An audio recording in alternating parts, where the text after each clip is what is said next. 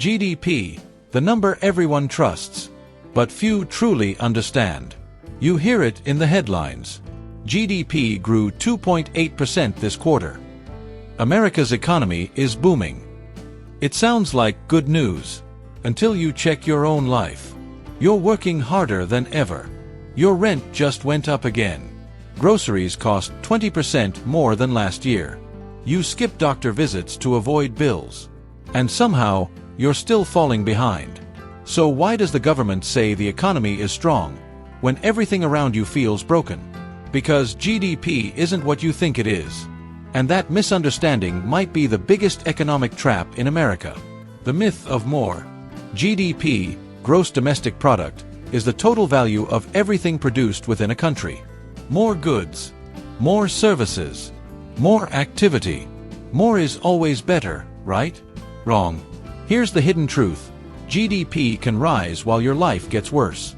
If a hurricane destroys your home and the rebuilding costs $300,000, GDP goes up. If you rack up $60,000 in medical bills, GDP goes up. If your landlord raises the rent by 40%, GDP still goes up. Because GDP doesn't care why money moves. It only cares that it moves. America could be producing more than ever, while you're stuck working 2 jobs and living with roommates in your 30s. GDP is a machine, not a mirror. Let's break it down. GDP has 4 parts: consumer spending, business investment, government spending, exports minus imports. Every time you buy something, GDP ticks up. When the government builds a missile, GDP ticks up. When corporations invest in software to replace workers, GDP ticks up. So what does that mean in practice? If you max out a credit card buying groceries, GDP rises. If hospitals jack up prices for basic care, GDP rises. If your city tears down affordable housing to build luxury condos, GDP rises. GDP is not a mirror of human well-being. It's a measure of motion. And motion doesn't always mean progress. The Great Disconnect. Since the 1980s, US GDP has nearly quadrupled. But for most Americans, real wages haven't budged. Housing costs have tripled. Health insurance covers less and costs more. Student debt has ballooned to $1.7 trillion.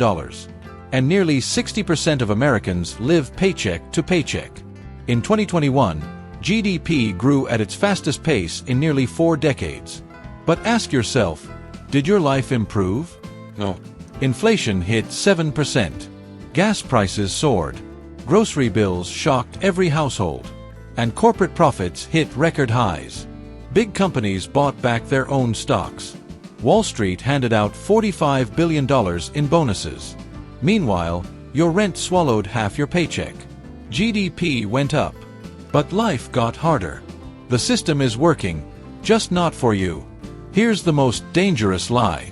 If GDP is rising, everything must be okay. It's not. GDP rewards any economic activity, whether it helps people or exploits them. If oil companies pollute water and spend billions cleaning it up, GDP grows. If Americans go into debt to afford insulin, GDP grows. If prisons expand and charge $7 for phone calls, GDP grows. This is not failure. It's how the system is designed. Growth at any cost. Profit over people. GDP celebrates extraction, whether it's from the earth, your labor, or your wallet. A broken scoreboard.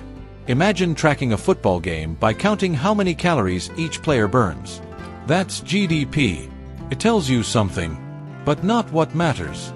GDP doesn't track quality of life, access to healthcare, community well-being, time with family, mental health, environmental impact.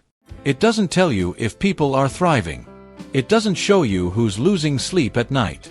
It doesn't reveal who's trapped in a system they didn't build but can't escape. GDP is a scoreboard for the machine, not for the humans trapped inside it. Who's winning? Let's be clear, GDP growth isn't evil. It's just incomplete. If the economy expands and wealth is shared, that's good. If businesses grow and jobs pay more, that's real progress. But that's not what's happening. Today, the richest 10% of Americans own nearly 90% of all stocks. The average worker hasn't seen meaningful wage growth in over 20 years. Housing is treated like an asset class, not a human need. And productivity gains go to shareholders, not workers. The pie is growing, but you're getting a smaller slice. What we should be measuring. Some countries have figured this out. New Zealand now tracks national well-being. Bhutan measures gross national happiness.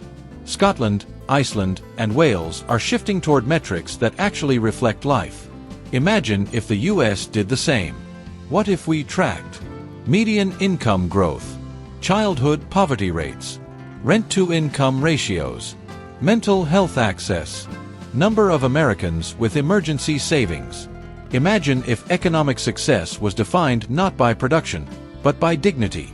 What you can do. This isn't just a philosophical debate.